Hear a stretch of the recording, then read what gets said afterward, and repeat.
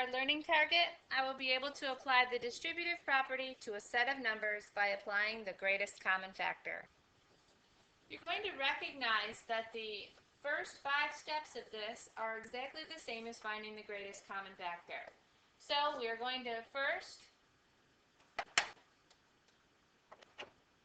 prime factor each number. Again, our list of most common prime numbers stays the same at 2, 3, 5, 7, 11, and 13. We will circle all of the prime numbers.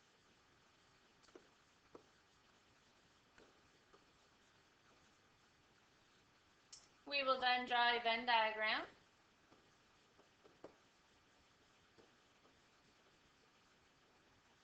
We will compare our prime factors or prime numbers.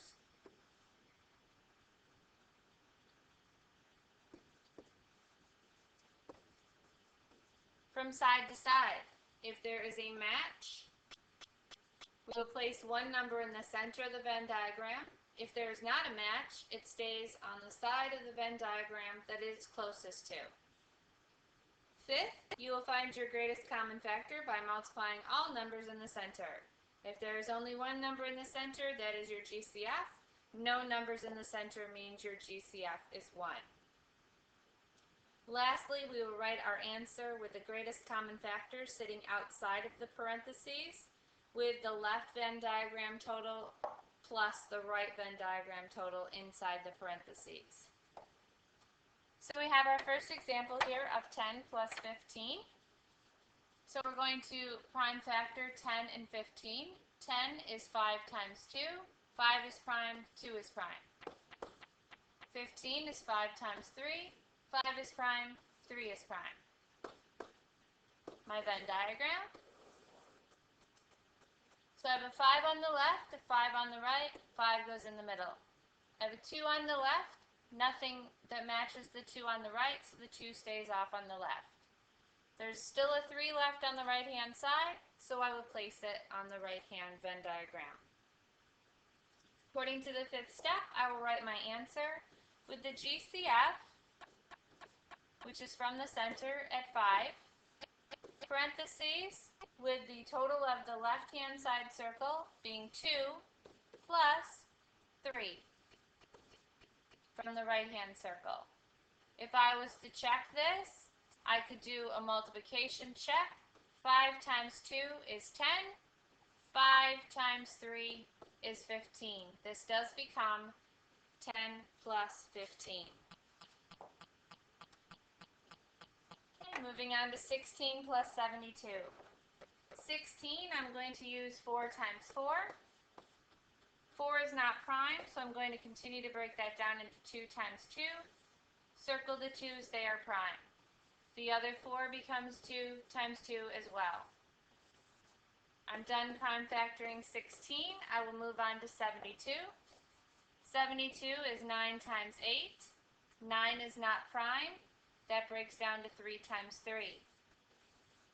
8 is not prime. 4 times 2. 4 is not prime.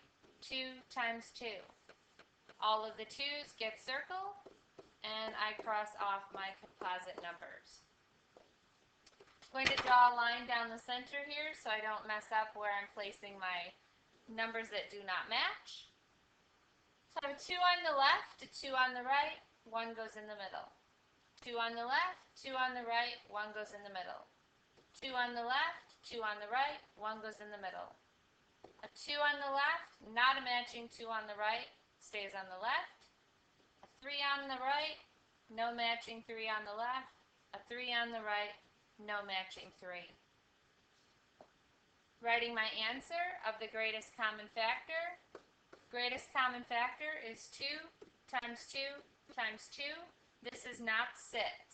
2 times 2 is 4, times 2 is 8. It is the most common made mistake when you have 3 2's in the center. There's a 2 on the left and a 3 times 3 on the right, which is 9. I'm going to check through multiplication. 8 times 2 is 16.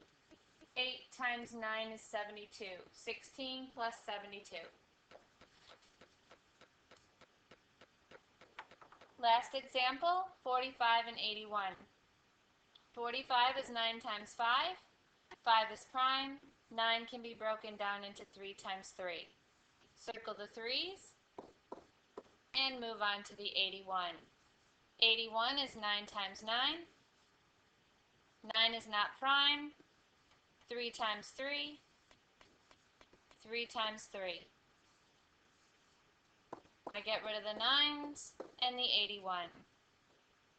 Venn diagram. 3 on the left, 3 on the right, 1 goes in the middle. 3 on the left, 3 on the right, 1 goes in the middle. 5 on the left, no match, stays on the left. A 3 on the right, no match on the left. A 3 on the right, no match on the left. Writing my greatest common factor. 3 times 3 is 9. Parentheses. 5 on the left circle. And 3 times 3 on the right, giving me 9. Double check. 9 times 5 is 45. 9 times 9 is 81. 45 plus 81.